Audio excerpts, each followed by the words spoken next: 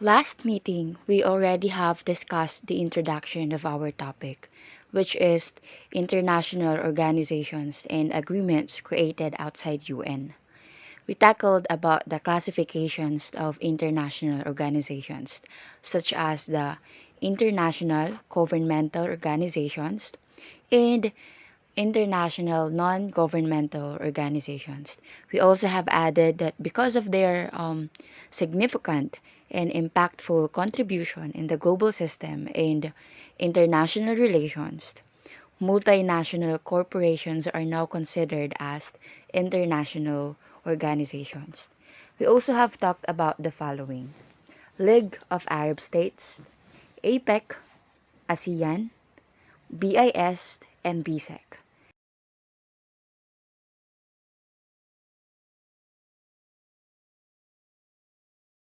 In addition, we are also done discussing Caribbean Regional Organization, Central American Common Market, Central European Initiative, and then CUMESA.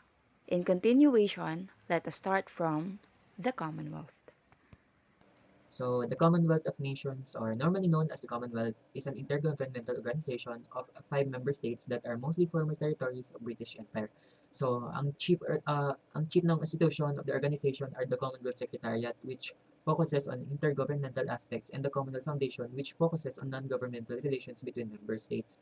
So, ang Commonwealth dates back to the first half of 20th century with the colonization of the British Empire through increased self-governance of its territories. It was originally created as the British Commonwealth of Nations through the Balfour Declaration at the 1926 Imperial Conference and formalized by the United Kingdom through the State of Westminster in 1931.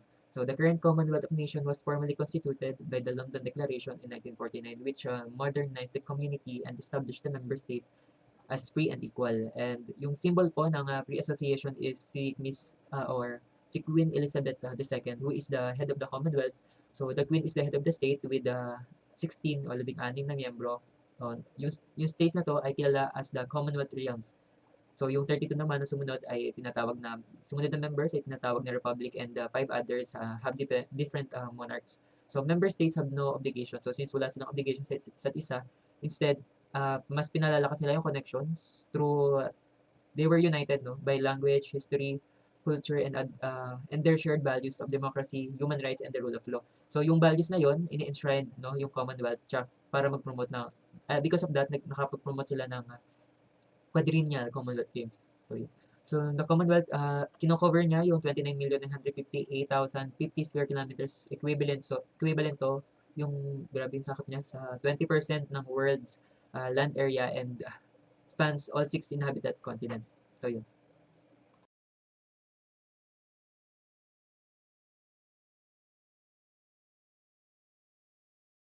So the Commonwealth of Independent States. So ang Commonwealth of Independent States, ito siyang regional organization na na-establish noong December 1991 at successor siya ng dating organization or republic, which is the Soviet Union.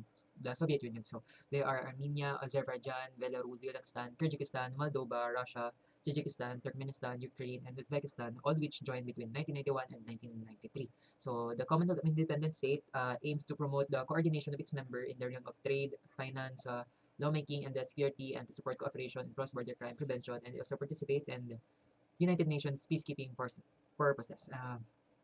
Yung isa ding aim ng organization is mapacilitate at mas mapatibay yung kooperasyon ng bawat miyembro sa politika, ekonomiya, sa or sa kapaligiran, sa humanitarian, cultural, and sa iba pang field. So, yung organization na ito, yung headquarter nila is located at or in Minsk, Belarus.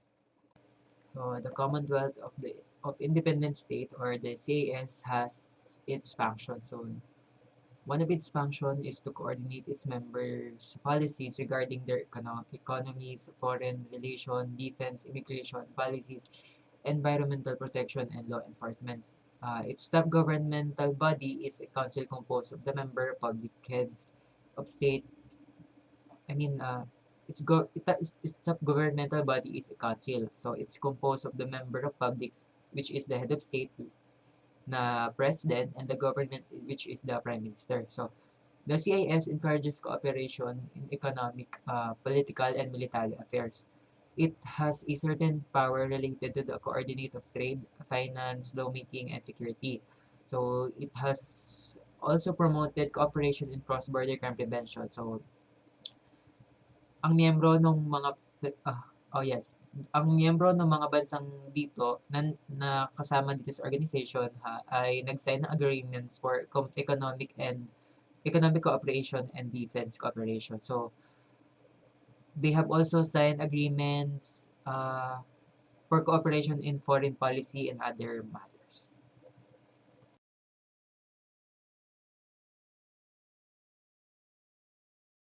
So, the Council of Europe. So, Council of Europe ay nabuo noong or founded in 1949. So, the Council of Europe is one of the oldest or isa siya sa pinakamalaki at pinakamatandang organization na binubuo na or kakaisa ng 47 member states and na nagpo-promote ng main principle ng human rights. So, during ng 50 years nila ng organization, mas pinalalim at mas pinalawak nila yung action sa buong continent. So, this Council of Europe it is an international organization founded in the wake of World War II.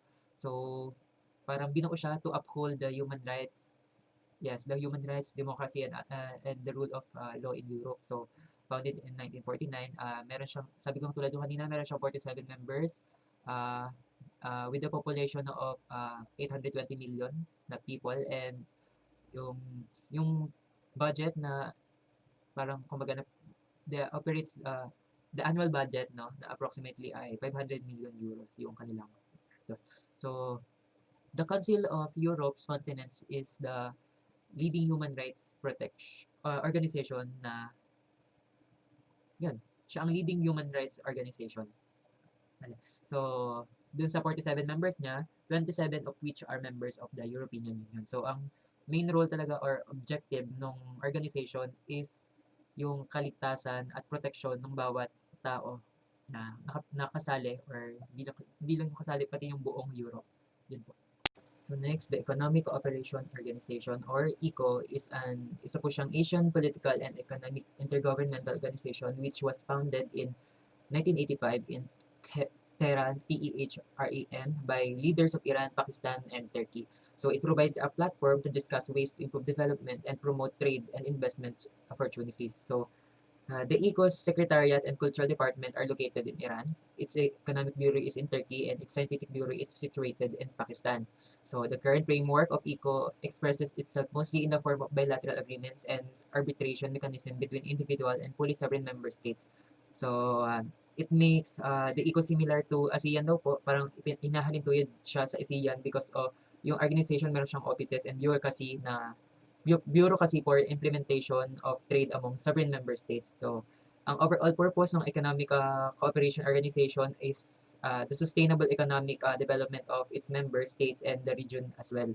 So, ang objective ng organization is maalis yung barriers sa eco-region and mas mapalawak yung regional and intra-regional by taking into account yung mga experiences ng other regions and yung kanilang global economic trend. So, the European of Economic. So, tulad po ng the Commonwealth of Independent State, it was also a regional organization. So, siya ay binuo noong Treaty of Rome. Binuo siya ng Treaty of Rome noong 1957. Ang organization aim is to bring economic integration among its member states. So, parang ano siya, yung organization na focus doon sa pagpapabuti ng buhay ng bawat tao na kasama doon sa states and sa organization. So, na-create siya upon the formation of the European Union noong 1993. Na-incorporate siya noong yung EEC na-incorporate siya at napangalanan or pinangalanan ng bago as the European Community. So, this organization, nagko-compromise siya ng more than 744 million people binubuo siya ng 50 countries. So, it is the formation of the European Union noong 1999.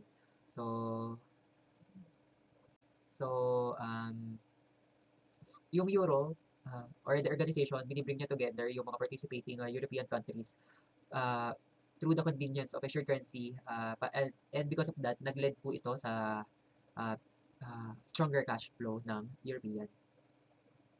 So the role po niya is since nag-ooperate siya as a single market with 27 countries, the EU is considered as the major world trading power. So yung mga policy na kine-create dito is more on creating jobs. The economic policy na kine-create dito, nagpo-focus siya more on pagbibigay ng trabaho sa tao, pag-boost ng growth o ng pamumuhay, and mas mabuting paggamit ng mga financial resources nila. So yun, pati yung pag-alis ng mga parang barriers ng para sa investments nila and providing feasibility and technical assistance to investments projects. So yun, parang pinopokus niya talaga and ang aim niya talaga is mas mapabuti yung pamumuhay ng mga taong ng mga bansa na para sa mga taong namumuhay dito. Ang purpose, ang purpose, according sa European Union's official website, yung purpose niya is to promote peace, establish a unified economic and monetary system, promote inclusion and combat discrimination, break down barriers to trade and borders, encourage technological and scientific developments, champion environmental protection, and among others, promote goals like competitive goals, market, and social progress. So tulad ka ng sinabi ko, ang pinaka main purpose ng organization is ma-promote talaga yung well-being ng tao, pati yung para kung paano nakakatulong sa pamumuhay ng lahat. So yun po. And not just sa tao, pati din po sa environment. So yun po. The European Union. Brief history ng European Union. Yung European Union, nabuo siya noong November 1st, 1993 sa Maastricht, Netherlands. Tapos nagko-consist yung European Union ng 27 members. Tapos ayun yung Austria, Belgium, Bulgaria, Croatia, Cyprus, Czech Republic, Denmark, Estonia, Finland, France, Germany, Greece, Hungary, Ireland, Italy, Latvia, Lithuania, Luxembourg, Malta, the Netherlands, Poland, Portugal, Romania, Slovakia, Slovenia, Spain, and Sweden. Tapos yung yung United Kingdom, dati kasali siya dun sa European Union. Kaso ngayon na siya, humiwalay na siya dahil nga dun sa dahil sa value ng money ng UK, gusto na nilang umangat. Tapos ayan yung brief history nga, the European Union is set up with the aim of ending the frequent and bloody wars between neighbors, which culminated in the Second World War as of 1950. The European Coal and Steel Community begins to unite European countries economically and politically in order to secure lasting peace. Tapos ano nga ba yung European Union? Yung European Union, nataguyod siya para mag-enhance ng European political and economic integrity, unified foreign and security policy, common citizenship rights, advancing cooperation in the areas of immigration. Tapos yung goal ng European Union is mag-promote ng peace, tapos yung value and well-being ng mga taong kasali sa kanila. Tapos ano nga ba nagawa globally ng European Union? Tapos yung European Union, sila yung yung leading organization na pinakamalaki yung yung trading block nila sa buong mundo. Tapos din, yung European Union, sila din yung lagi nangunguna sa mga sa mga donations, yung mga reliefs, lahat ng pang-humanitarian, sila yung lagi nangunguna. The Gulf Cooperation Council. Tapos yung brief history ng Gulf Cooperation Council o GCC, leaders of the Gulf state felt an urgency to join forces after they were challenged by the 1979 Islamic Revolution in Iran and its possible colonization in the region. On May 1981 in Abu Dhabi, the Gulf Cooperation Council Charter was signed. So yun dahil nga nag-aaklas yung sa kanila, yung mga Muslim sa Iran, tapos nagkakos ng gera, naisipan nila na gumawa sila ng organization para magkaroon sila ng kapayapaan. Tapos tungkol sa nga ba yung GCC? GCC is a political and economic alliance between 6 Middle Eastern countries. Yung mga countries niya ay Saudi Arabia, Kuwait, United Arab Emirates or UAE, Qatar, Bahrain, and Oman. Tapos yung goal ng Gulf Cooperation Council, to achieve unity among its members based on their common objectives and their similar political and cultural identities, which are all rooted from Arab and Islamic culture. So yun nga, madaming gera sa kanila. Gusto nila ng kapayapaan since pare-pareho naman sila ng culture, pare-pareho silang religion, gusto nila magkaroon ng peace sa kanila. GCC globally. So ano nga ba yung nagagawa ng GCC? GCC Monetary Union is the second largest supranational monetary union in the world. So pangalawa sila sa pinakamalaking yung pag-ikot ng money sa kanila. Sumunod sila sa European Union. Tapos itong Indian Ocean Rim Association o IORA. Tinaguyod yung IORA noong March 7, 1997. Tapos siya, intergovernmental organization formed in 1997 to foster regional economic cooperation. So nabuo yung IORA kasi nga nakafocus sila sa environmentalism mostly. Ano nga ba yung IORA? IORA is the union regional forum focused in environmentalism, bringing together representatives of governments, business and academe for promoting cooperation and closer interaction among them. Tapos yung mga goal ng IORA, Yung first goal nga is strengthening economic cooperation. Sunod, promotion ng mga products nila. Tapos yung pangatlo is social development among member countries. Tapos yung IORA globally, ano nga ba yung nagagawa ng IORA globally? So global developments focus on maritime, trade and investments, fisheries, disaster management, tourism, academic, blue economy, and women's empowerment. Since yung IORA nga is based siya dun sa Indian Ocean. So may dagat sa kanila, pinangalagaan nila yung dagat kasi nga syempre ayun yung main na pangkabuhayan ng mga countries na nasa loob ng IORA. So kailangan nilang pangalagaan yung maritime, lalo-lalo na yung maritime nila. Organization of Islamic Cooperation. Yung brief history ng OIC, nagkaroon ng summit sa Rabat, Morocco, noong 25 September 1969. Tapos napag-usapan nila na maging isa na lang since yung mga Muslim nga sa kanila is nag-aaway-away karamihan. So naisip nila na gumawa ng ganitong organization para sa peace tsaka lalo-lalo na sa economic growth nila. Tapos what is OIC about? This organization consists the collective voice of the Muslim world. It endeavors to safeguard and protect the interests of the Muslim world in the spirit of promoting international peace and harmony among various people from all over the world. Tapos ano yung goal ng OIC? The organization has the singular honor to galvanize the Ummah. Yung Ummah, meaning sa kanila is community, into a unified body and have actively represented the Muslim by espousing all causes close to the hearts of over 1.5 billion Muslims of the world. Gusto nga nila mag-unite yung mga Muslim all over the world para sa kapayapaan nila. OIC globally. The organization has consultative and cooperative relations with the UN and other intergovernmental organizations. So, nakikipag-ugnayan din sila sa UN at sa iba pang organizations para nga dun sa peace na hinahanap nila. Syempre kasi hindi lang naman sa member countries nila mayroong mga Muslim. Syempre yung mga Muslim kalat yan all over the world. So, nakikipag-organize sila sa iba't ibang mga organization para pangalagaan yung mga Muslims even na wala din sa states nila. The Latin American and Caribbean Economic System. So itong Latin American and Caribbean Economic System, translated na siya sa English, pero yung yung acronym niya is SELA, Sistema Economico Latinoamericano y del Caribe. Yung history niya is lang siya, short history lang. SELA was established on 17th of October 1975 by the Panama Convention. Yung mga members niya ay Argentina, Bahamas, Barbados, Belize, Bolivia, Brazil, Colombia, Cuba, Chile, Ecuador, El Salvador, Guatemala, Guyana, Haiti, Honduras, Jamaica, Mexico, Nicaragua, Panama, Paraguay, Peru, Dominican Republic, Suriname, Trinidad and Tobago, Uruguay, and Venezuela. Ano nga ba yung SELA? This organization is an intergovernmental region organization that is consisting of 26 Latin American and Caribbean countries. SELA's primary goal is promoting a system of consultation and coordination for the Latin American and Caribbean regions to assist in adopting common positions and strategies on economic issues before countries. So, kailangan nilang magkaisa-isa kasi nga, yung mga countries na to mostly located dun sa Caribbean. So, kailangan nilang magkaisa para dun sa peace ng Caribbean. Tsaka, isa lang din yung goal nila, kaya nagsama-sama na lang din sila. SELA globally. In the early 1990s, its representatives consisting of members from 28 countries took part in the General Agreement on Tariffs and Trades negotiations which led to a new global agreement on restrictions on trades and established the World Trade Organization. So yung SELA, isa siya sa yung mga naging susi kung bakit mayroong World Trade Organization ngayon. Kasi sila, nakipag-participate sila dun sa agreement and tariffs ng mga time na umuusbong pa lang yung trading system all over the world.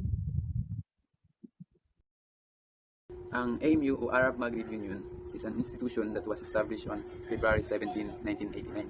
Ito ay binuo at napagkasunduan ng 5 leaders ng 5 bansang sakop ng Maghreb region. Ito ay ang bansang Morocco, Algeria, Libya, Tunisia, and Mauritania. And each members agreed to coordinate, harmonize, and rationalize their policies and strategies to achieve sustainable development in all sectors of human activities. Ang goal ng Arab Maghreb Union are to strengthen the ties of brotherhood, achieve progress and prosperity of societies, and defending rights. Yung mga unang taon ng AMU, maganda yung naging takbo ng sama nila, nagkaroon sila ng unity. Pero nung mga nakalipas na taon, ay unti-unting nag-fail yung AMU kasi nagkaroon ng hindi pagkakaunawaan yung mga bansang kasapi dito, lalo na yung Morocco and Algeria. Actually, yung last summit nila ay nung 1994 pa, at yung last meeting nila, yung high meeting nila ay noong 2008. Ang NAFTA o North American Free Trade Agreement is a controversial trade pact signed in 1992 that gradually eliminates most tariffs and other trade barriers on products and services passing between the United States, Canada, and Mexico. Naging controversial siya kasi nga tinanggal yung mga tariff. Bakit ba nila tinanggal yung tariff? Kasi ang sabi ng NAFTA, establishing a free trade area in North America would increase trade and production, resulted in creation of millions of well-paying jobs in all participating countries. Pero hindi ganun ang nangyari kasi nagkaroon ng imbalances. Halimbawa, pagdating sa mga different products, yung produkto na meron yung Mexico, tapos wala yung US. Tapos yung produkto na meron yung US, tapos wala naman yung Mexico. Malaki ang naitulong ng NAFTA doon. Kasi nakakapag-provide yung Mexico ng produkto papunta sa US ng murang product kasi nga walang tariff. Edi walang tax, mas mura yung product. Edi mas madali siyang ma-consume ngayon. Dahil madaling ma-consume, mas tumataas yung production nila. At ganoon din naman yung sa US, vice versa lang. Pero pagdating sa different products, doon nagkaroon ng problema. Kasi halimbawa, yung Mexico ay merong sapatos. Yung product nila ay sapatos. Yung US ay meron ding sapatos. Pero yung product ng sapatos ng Mexico ay mas mura siya kaysa sa product ng sapatos ng US. Siyempre, yung mga mamimili, doon nabibili sa mas mura. Kasi sino ba naman, diba? Practically speaking, doon ka talaga sa mas mura ay same shoes lang naman din. Kaya, ayun. Dati nung wala pa yung NAFTA, hindi yun problema yung mga product na yun kasi halimbawa, yung Mexico, yung sapatos nila, kapag in-export nila yun sa US, dahil nga may tax yun, 17% tax. Kaya yung sapatos nila ay meron ding dagdag na 17%, kaya mahal din. Kaya hindi naging issue yung sino yung mas pipiliin. Di ba? Pero dahil nga sa NAFTA, naging mas mabili yung sapatos ng Mexico. At yung mga product naman ng US ay hindi na siya nabibili. Kaya bumaba yung production nila. At dahil din dun, madami ang nagsarang mga production company. Hindi lang sa sapatos, iba't madami ding mga products. Example lang yung sapatos. Kaya nung 2017, dinismantle ni US President Donald Trump yung NAFTA kasi sabi niya, NAFTA is the worst trade ever made. Hindi daw pwede na walang tariff kasi paano nga naman tatakbo yung kung wala yung tariff, wala daw yung government kasi doon lang naman kumukuha ng pondo yung government sa mga taxes, di ba? Kaya nakipag-renegotiate siya sa Mexico at Canada. Kaya noong 2018, renegotiate nila yung NAFTA. Kaya naging na rin siya. Nagkaroon na ng tax at naging ang pangalan niya ay USMCA o United States, Mexico, and Canada Agreement. Ang NATO o North Atlantic Treaty Organization is a military alliance established by the North Atlantic Treaty on April 4, 1949. Kilala din itong treaty bilang Washington Treaty kasi sa Washington DC ito ginanap. Yung 12 original member nito ay ang United States, Belgium, Canada, Denmark, France, Iceland, Italy, Luxembourg, the Netherlands, Norway, Portugal, and United Kingdom. Yung main goal nila ay to fight Soviet Union and defend its members. Yun yung dati nilang goal. Kaso nung, di ba, yung nawala na yung Soviet Union, wala na silang goal.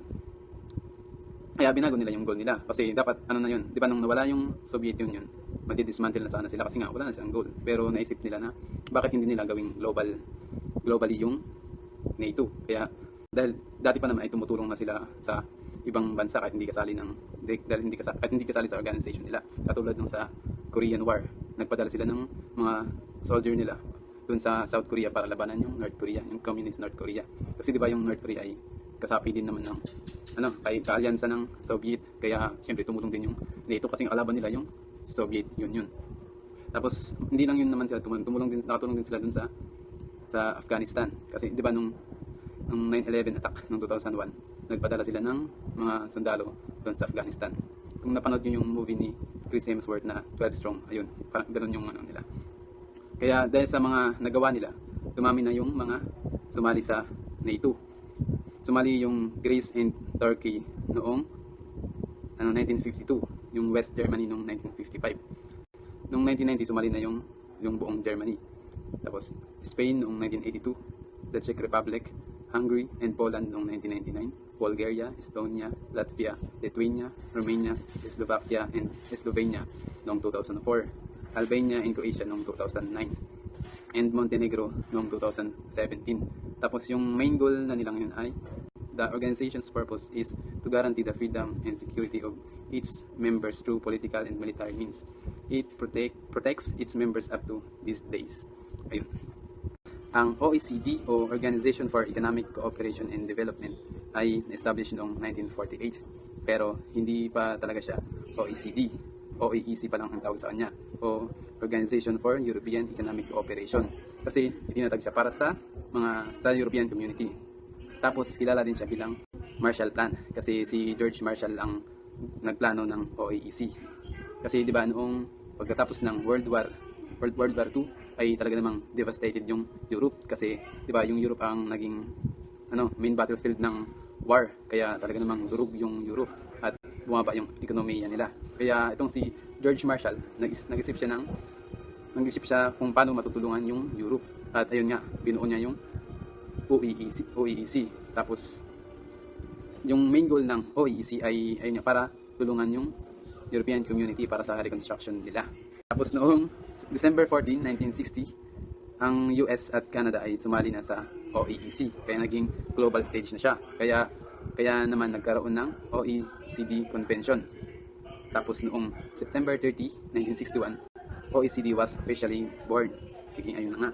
Tapos yung main goal ng OECD is to shape policies that foster prosperity, equality, opportunity, and well-being for all.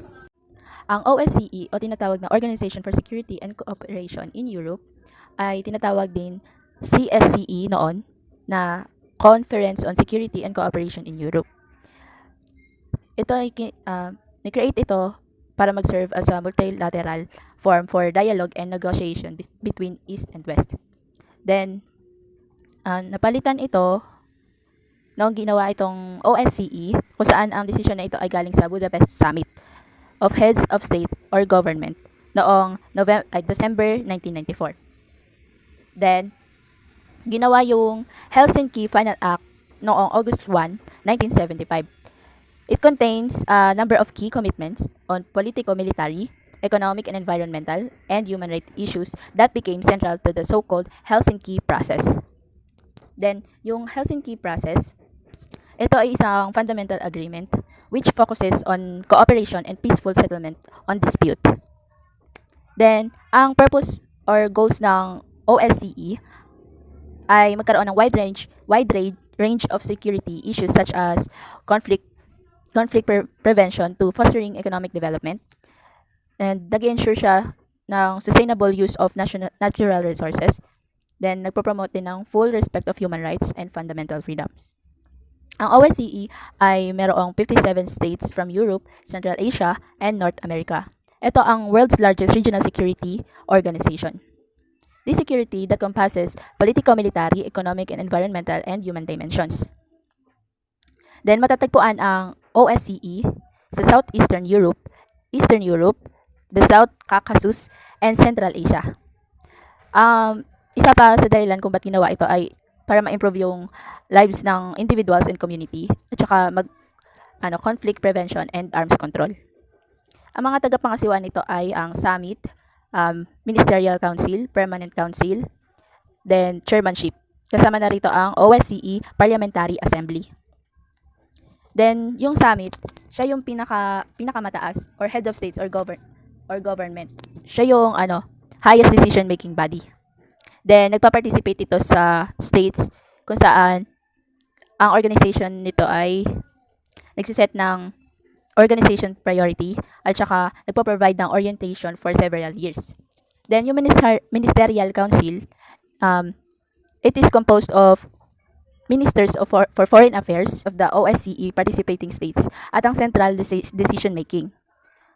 And ito rin ay tinatawag ng governing body of the organization. Then yung Permanent Council naman, ito yung principal decision-making body para sa regular political consultations at nag-govern ito para sa pang-araw-araw na operational work. Then, yung chairmanship o si Chairman Troika, siya naman yung personal representatives ng chairperson in office. Tapos, nakapaloob dito yung Ministerial Council. Then yung OSCE Secretary General o tinatawag na Chief Administrative Officer, sinusuportahan niya yung chairperson in office, si Chairman Troika, sa lahat ng activities para sa aims or goals na gusto makamit ng OSCE. Sumunod naman ang Secretarial based sa Vienna, which directly support the chairmanship. Then, meron din silang representative on freedom of the media based on the Vienna na tagapangasiwa sa freedom violation and freedom of media. Next naman is yung Organization of African Unity. Ang OAU, na ngayon ay African Union na, ay na-establish noong May 25, 1963, kung saan sinusuportahan nito ang African movements. Meron itong 32 independent member states noong 1963, pero ngayon ay 53 na sila kasi yung Morocco, umalis sila noong November 12, 1984. Then, ito ay isang intergovernmental organization. Kaso, na-disbanded ito noong July 9, 2002, kaya pumalit dito yung African Union. Yung main heads nito ay si Kwame Nkrumah of Ghana pala. And yung aims and purposes nito, syempre to coordinate and intensify the cooperation of African states in order to achieve a better life for the people of Africa. To defend sovereignty, territorial integrity, and independence of African states. Yung other aims nito ay nag-ensure ng all Africans para ma-enjoy nila yung human rights. Then, raise the living standards of all Africans. Settle arguments and disputes between members, not through fighting but rather peaceful and diplomatic negotiation. Sumunod naman ay ang Organization of American States. Ito ay isang oldest regional international organization in the world. Its origin to the Congress of Panama convoked by Simon Bolivar in 1826 and attended by representatives from Central and South America, which draft a treaty of perpetual union, League and Confederation, and inassign ito ng delegates pero na-ratified siya ng Gran Colombia. And ginanap ito sa Washington DC from October 1889 to April 1890. Then, ang basic objectives nito ay ma-strengthen yung peace and security, pagpapromote ng effective exercise of representative democracy, at saka pag-ensure ng peaceful settlement of disputes among members. Lastly, provide for common action in the event of aggression. Meron itong 4 main pillars, ang democracy, human rights, security, and development. Nagko-concern ito sa slow economic development kung saan nililid ito ng United States and 19 other members ng OAS para ma-establish ang Inter-American Development Bank noong 1959, kung saan ang World Bank ay hindi kayang makapagpahiram ayon sa pangangailangan para sa lipunan, pati na rin sa industriya at pang-agrikulturang tulong. Yung General Assembly, yun yung supreme organ of the OAS, and it holds a regular session each year, either in one of the member states or at headquarters Washington in DC.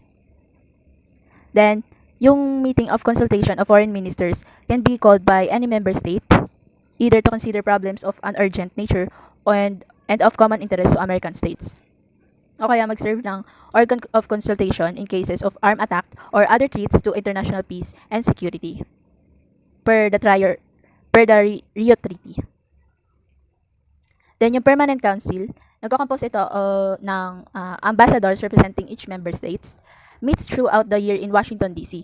Yung council, standing committees, and special working groups nagko-conduct ng day-to-day business of the OAS, which involves implementing mandates from the General Assembly.